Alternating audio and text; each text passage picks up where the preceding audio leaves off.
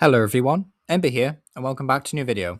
In this one, I'd like to take a look at a new Mega Starmie deck that has just come out from Perfect Order. So Mega Starmie was a Mega that I was kind of looking forward to be honest. I think it's kind of interesting. Has two really fun attacks. Nebula Beam is basically a shred move, so it'll go through things like Crustle, which is cool. Sadly, I'm not playing any Ignition Energy in this list, or any Crispin actually, despite playing Munkidori. So if you really wanted to, you could play some of those cards if you wanted to take advantage of Nebula Beam and one-shot an Ogerpon or something.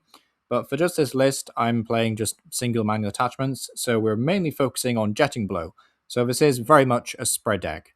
So Jetting Blow for a single water energy does 120 damage, and then 50 damage to one of your opponent's bench Pokemon, which is quite a potent attack in some regards, because in the earlier turns, you'll be able to basically just one-shot all the evolving Pokemon, while also setting up damage on their next attacker, potentially.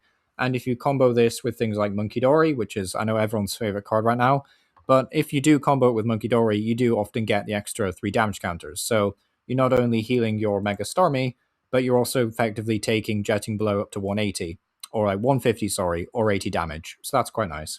So yeah, that's a nice little combo there. But we also play the Froslass support engine because although it doesn't draw us any cards, Froslass will put a damage counter on each Pokemon that has an ability, except any Froslass in between turns, so we can just stack up even more damage with Starmie, which is nice. And we do also run Mega Froslass because, I mean, why not? It's a very good alternate attacker in the form of Resentful Refrain. For one water energy, it does 50 damage for each card in your opponent's hand. So, if they have a really big hand size of something like a Lillie, for example, or, the Luna Solrock Draw Engine, then you can do an awful lot of damage. So yeah, that is something worth bearing in mind. Again, if you wanted to play Ignition Energy or Crispin, you could take advantage of Absolute Snow, which is something with this list I would like to maybe change around in the future.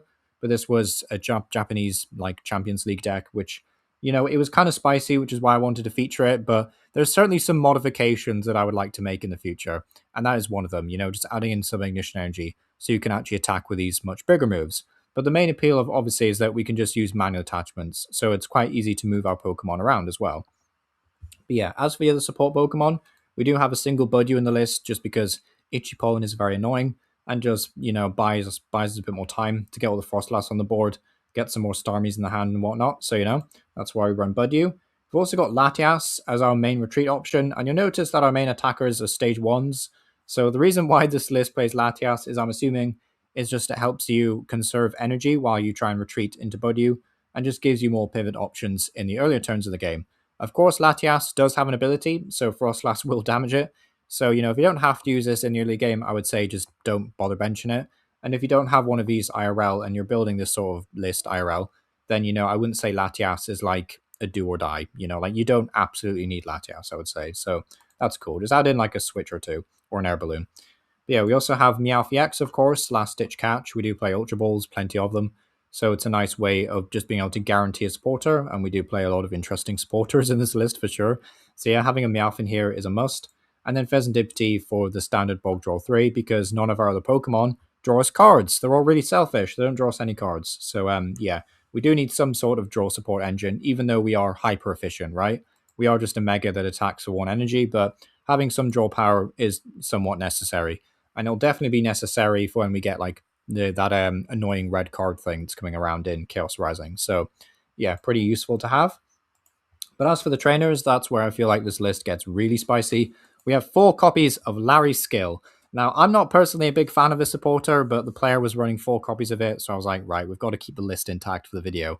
So yeah, Larry Skill, interesting supporter. Discard your hand and search your deck for a Pokemon, a supporter card, and a basic energy.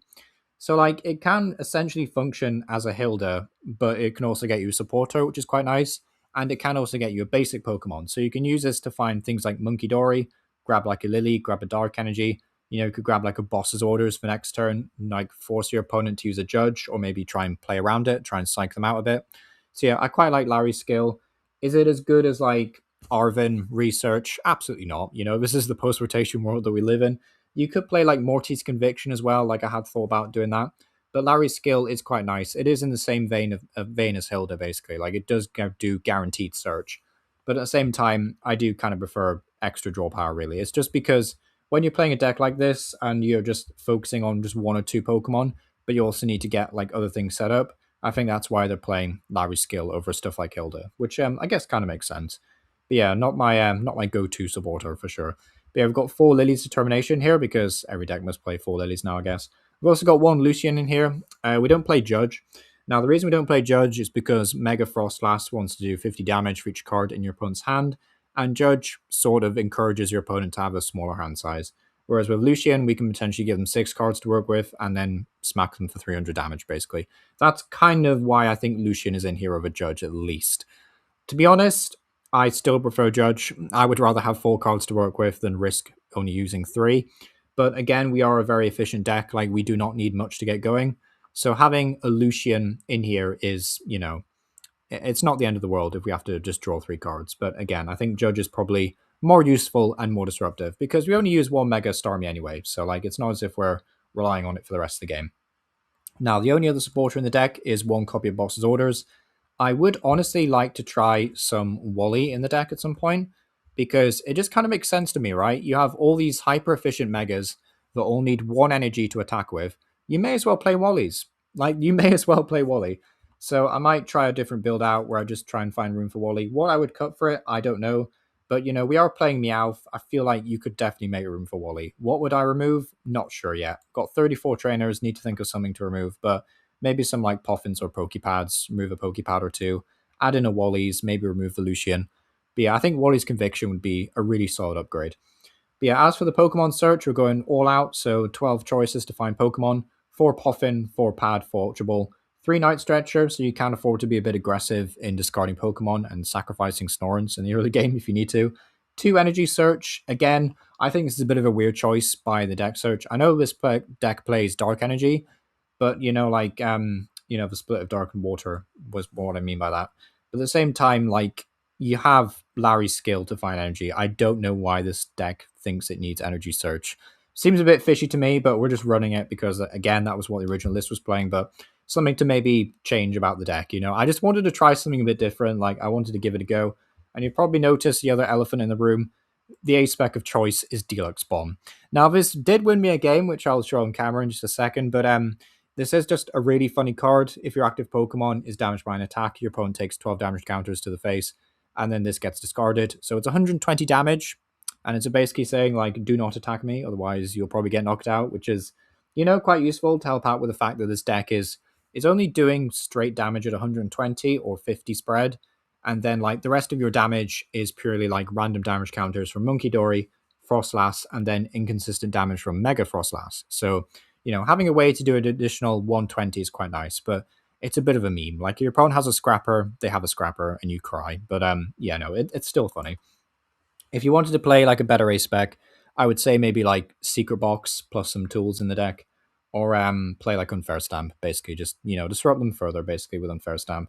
But yeah, you do kind of want to build up to a Mega Froslass final KO anyway, so, you know, like, maybe 2 Mega Froslass is needed. Honestly, maybe, like, 1 less of this Froslass, one more of these guys, or maybe one less Staryu actually could be okay as well, because you don't need 3 Staryu in a match. You absolutely do not need 3 Staryu.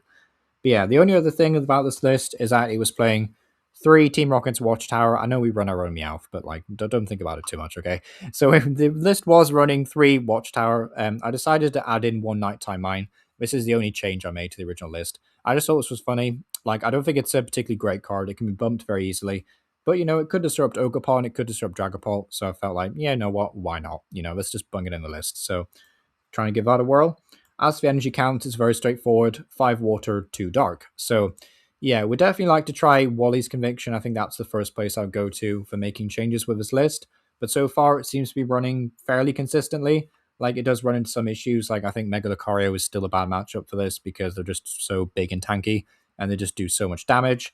If you go first, you might be able to, like, just take some early cheeky KOs against them, and they might not be able to recover, but it's a bit of an uphill battle against those big Megas. So, yeah, just something worth bearing in mind. You do have a much better time against slower decks in the format, though, like Dragapult, funny enough. So, yeah, let me know what you think about this deck down below. Will you be giving Starmie Froslass a go? And yeah, thank you for watching.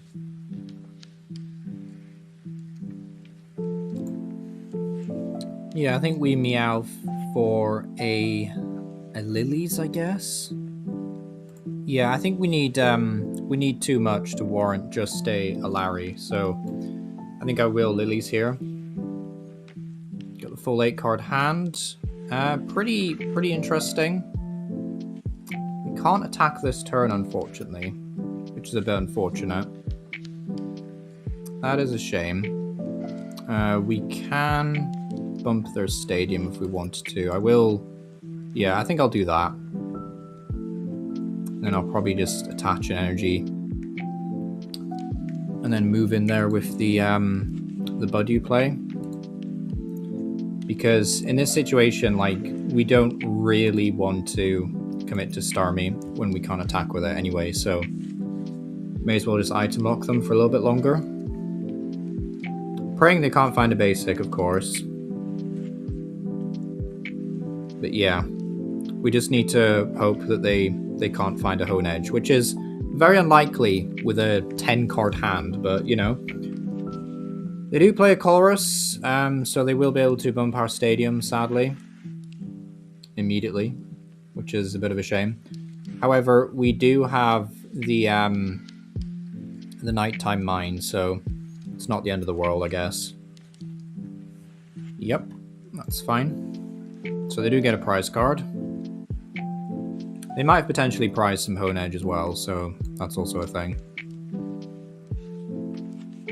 So we can go ahead and finally evolve up into Starmie. Can bump their stadium, which is good. Can also draw 3 here, which is nice. Alright, we do get a Deluxe Bomb, which is cool. I mean, Mawile isn't exactly doing a whole lot, but I will just Deluxe Bomb the Mega Starmie. And we really don't need to shrink their hand, potentially. I mean, they do have a 9-card hand, but they also don't have anything going on in that 9-card hand. Do I want more stuff? I kind of do, right? So I may as well just Lucian. See where this gets us. Should probably just play Judge in this list, though. I think the reason why he doesn't play Judge is because, like, you want to attack with Mega Froslass at some point, right? So it kind of makes sense to hold off from doing it. Right, we will Jetting Blow. 50 over here seems about right. Removing Doublade. We get a prize. Let's see what it is. It's another Staryu. We could probably bench another one, to be fair. I was thinking we might want to do, like, double Munkidori, but... Alright, Klefki. What does Klefki do again? Alright, so they can prevent us from... Really? Another stadium? But yeah, they can prevent us from using Jetting Blow, which is kind of annoying. But our Deluxe Bomb will also just bonk them in retaliation, so that's kind of funny. Alright, they do choose to boss. Understandable. We do have an energy to retreat. Oh, never mind, they just KO us. That's fine. That is fine. I'm okay with this, I think. So, yeah, they do take a bunch of prizes. So we can't let this Mega Starmie get knocked out, basically.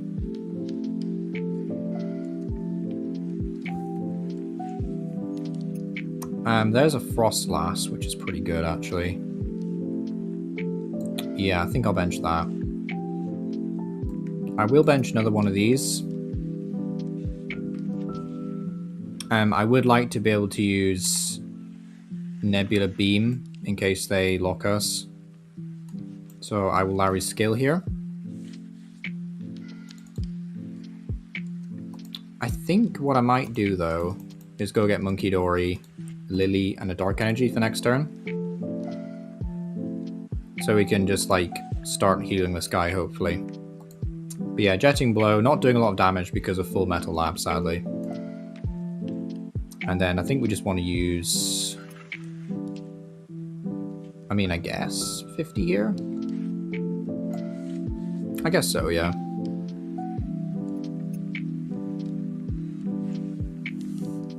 Yeah, that's going to be okay, I think. This is a bit of a problem. He can Huge Bite us for 260. And this can also like potentially finish us off. So we do have to be careful in some regard.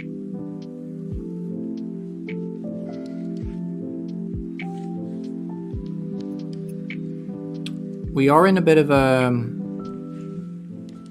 a weird situation in that we can't really Munkidori and Starmie in the same turn, right? So that is something to consider. So how much HP do we have left? We have 80 actually. We don't have as little as I thought.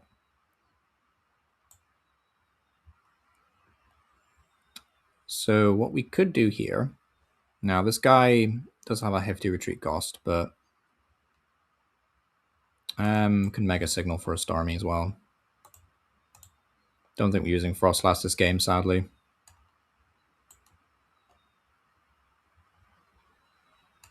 So we may as well do this. So we can at the very least finish this guy off. It was maybe correct to see what I drew for prizes before playing Lillies. Just in case I, you know, drew like a boss or whatever, but which is would be unfortunate if I did, because I would be able to shut them down quite hard here if I did draw a boss off this. Okay, no boss. We do get the Watchtower at least.